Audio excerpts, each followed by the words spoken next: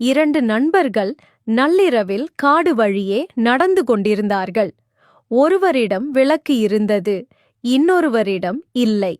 விளக்கு வைத்திருந்த நண்பனின் வெளிச்சத்தில் இருவரும் நிம்மதியாக நடந்தார்கள்.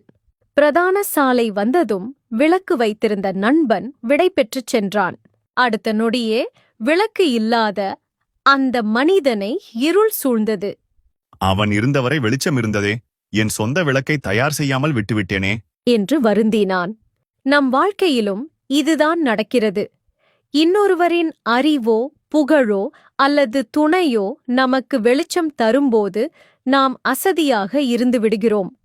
ஆனால் அவர்கள் விலகும்போதுதான் அந்த இருள் நம்மை வாட்டும். உண்மை என்னவென்றால், முன்னேறிச் செல்ல நீங்கள் மற்றவர்களின் வெளிச்சத்தை எதிர்பார்க்காதீர்கள். உங்களுக்கான விளக்கை நீங்களே தேடிக் கண்டறியுங்கள்.